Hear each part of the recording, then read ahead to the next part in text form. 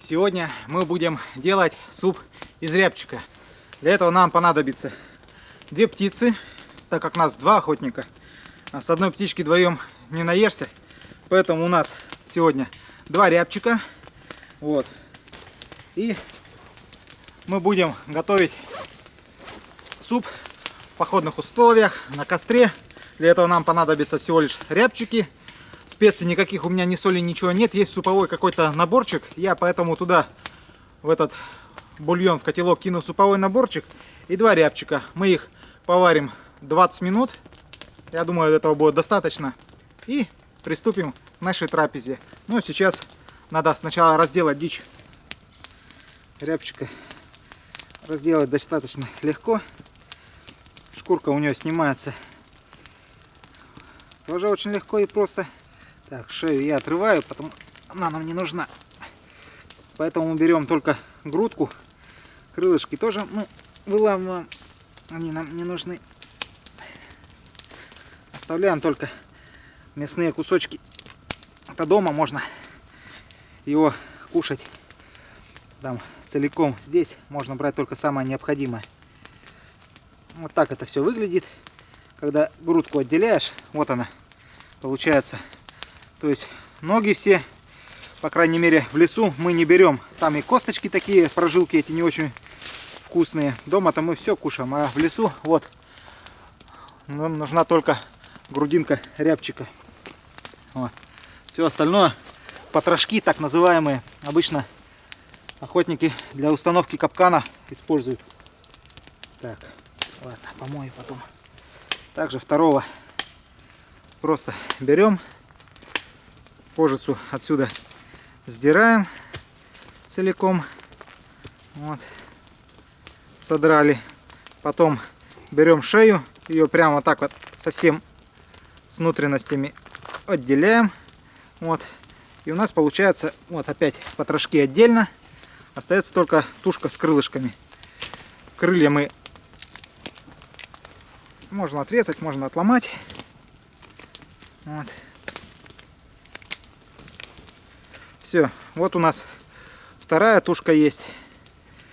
Это все, что нам нужно для супа из рябчика в лесу. Вот, как я уже говорил, у нас есть 2 тушки. Время для их приготовления требуется немного. 20 минут, думаю, будет достаточно. Чистить рябчика еще быстрее. Сколько тут? 30 секунд. И рябчик готов. В полевых условиях этого хватит. Рябчиков мы решили бросить сразу. А суповой наборчик тогда как закипит. Кинем. Раз. 2. Сейчас минут 20 он у нас кипит. И потом я уже засыпаю суповой наборчик.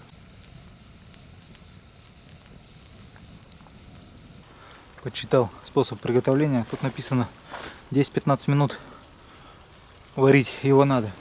У меня рябчик уже минут 10 варится, поэтому сейчас засыплю и там уже минут еще 15 подожду.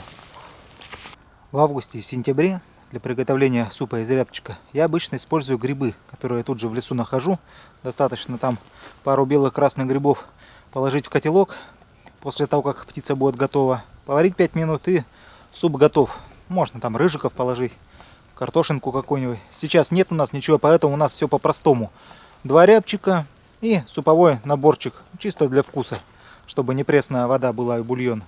Ну и все. Сейчас мы ждем 20 минут и вкусный суп из рябчика в походных условиях будет готов.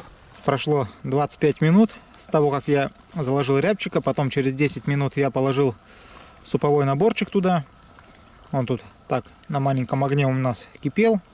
И я надеюсь, что сейчас он уже готов. Супец наш готов. Ух ты, теплая. Филе. Теплая. И второй кусочек. Тоже тепленький. Так, давай-ка я его разрежу, чтобы оно побыстрее у нас остывало.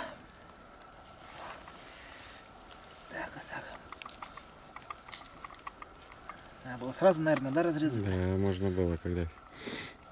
Да, проварилось он. Да, проварилось нормально. Просто это, чтобы сейчас остыло побыстрее. У меня слюнки текут. Мне тоже текут. Вот наш рябчик готов. Лучше, конечно, было надрезать до нашего приготовления, но он и так за 20 минут приготовился. Это я уж разрезал, чтобы он побыстрее остыл, чтобы горячий не есть. Сейчас пока мы бульончик похлебаем, а потом мясо немножко остынет, и уже мясо поедим. Давай, Олег, садись. Суп из рябчика мы сначала пьем, а потом уже едим. Ух ты, с макарошками. Как раз макарошки. Давай. Попробуем шеф-повара. Ну? С полем.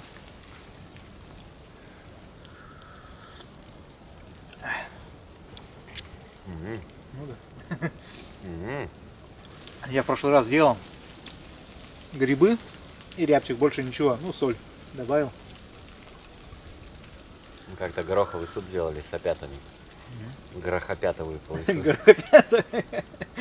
Горохопятали, потом ходили. Бульончика попили рябчикова. Теперь будем самого рябчика кушать. Вот такое вот у нас блюдо. Хорошо. Жели.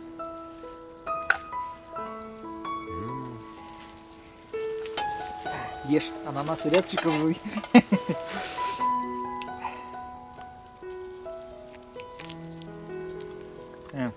Надо было еще поварить. Рисковато. На, нормально.